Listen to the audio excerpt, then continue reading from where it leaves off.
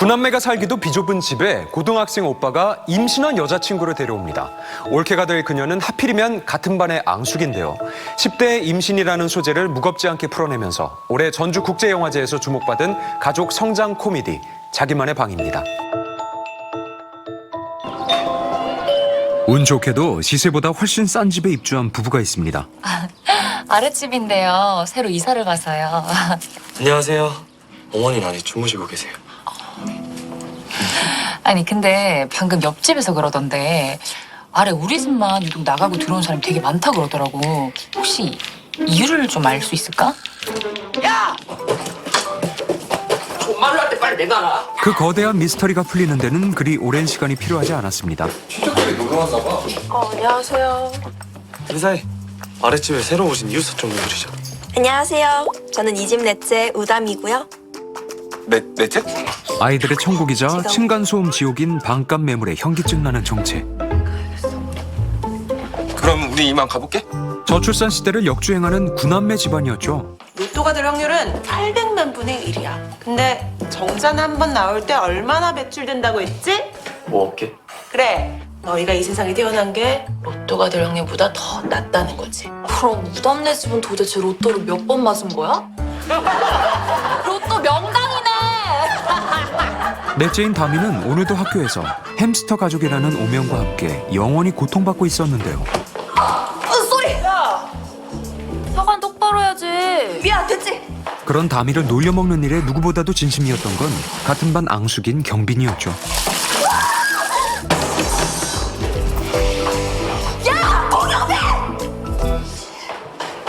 너 미쳤냐? 미안. 됐지? 그나마 언니 둘이 독립하면서 드디어 갖게 된 내 방이 유일한 위로였던 어느 날. 누나, 저기 아빠랑 놀아. 누나 바빠? 아빠 없어. 아, 그럼 엄마랑 놀아. 엄마도 없어. 아, 그럼 쌍둥이들이랑. 엄마와 아빠가 동시에 안 보인다는 남동생의 증언에 싸늘하다. 가슴에 비수가 날아와 꽂힌다. 엄마 안에 있어? 뭐 하는데? 수상하잖아. 아빠가 오랜만에 집에 왔고 방에 들어갔고 문이 잠겼어. 뭔 거 같아?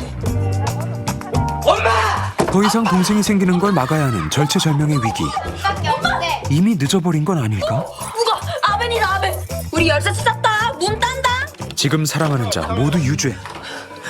변치 않는 금슬의 현장은 가족계획 단속반에 적발되고 사람 눈이 있으면 좀 봐봐. 이게 사람 사는 꼴이야? 왜 훈훈하니 좋은데요? 제발 다른 부부들처럼 우정과 의리로 살란 말이야. 수요 없는 공급을 6탄으로 막아낼 때까지만 해도 미처 알지 못했습니다.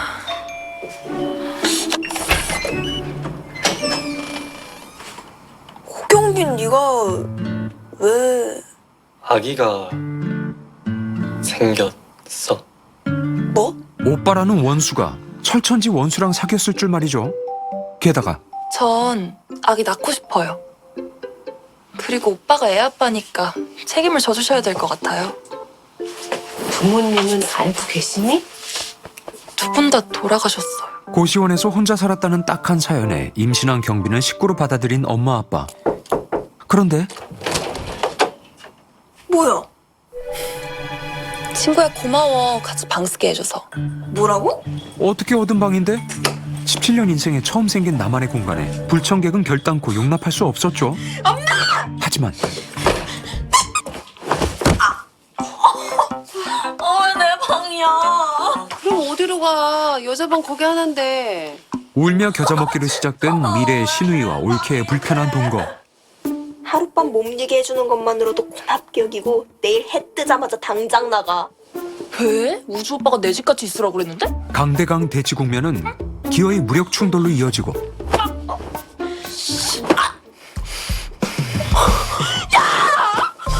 학교에서도 집에서도 되로 주면 말로 받는 이 통곡의 벽은 어떻게 무너뜨릴 수 있을까? 웃어. 은호. 근데 우리 뭐 하면 되는데? 그냥 하던 대로 하면 돼. 알았지? 어린 남동생들을 자본주의의 노예로 포섭한 며칠 뒤 오빠, 내 제일 아끼는 그 빨간색 니트 못 봤어? 장난에 굶주린 시동생들의 손에 하나뿐인 옷이 장렬하게 희생된 그때 다둥이 집안의 악몽 같은 현실에 영혼까지 털린 줄 알았습니다. 경빈이 한술 더 뜨기 전까진 말이죠. 도련님, 저도 같이 놀아요.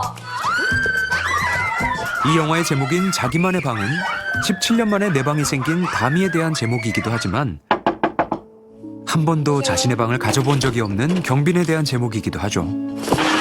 오늘까지 고시원비 입금 안 하면 퇴실이라고 그랬지?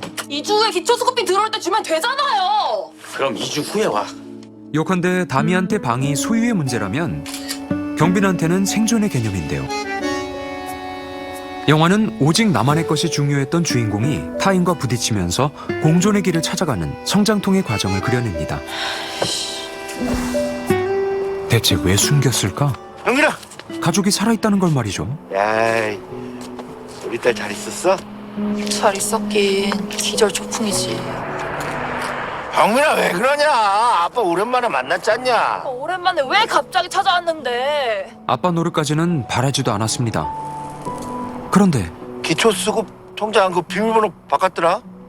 야 그거 갑자기 그렇게 바꾸면 어떡해? 야, 아빠 급하게 막을 돈이 있는데 그 번호 몇 번이야? 내 생일.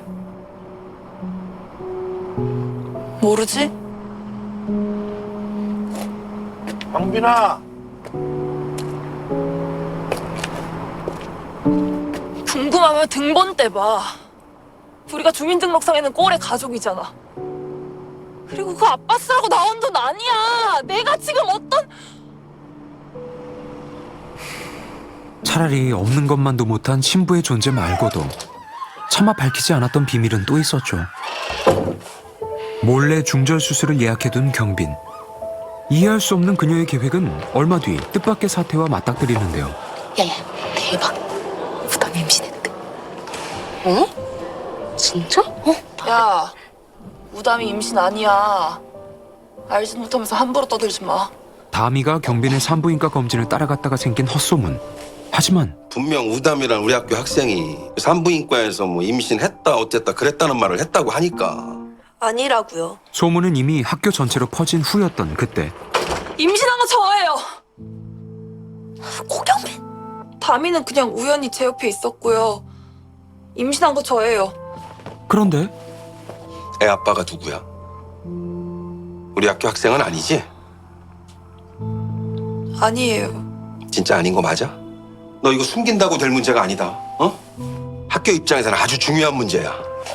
남자친구를 지키기 위해서였을까? 제가 사퇴할게요.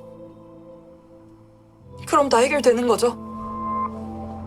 모든 걸 자기 혼자 뒤집어 쓴 경빈이 속상하기만 한 다미. 세상 만만하게 보네. 야, 넌 이제 그냥 대책도 없이 학교 관둔 애 엄마가 될 뿐이야.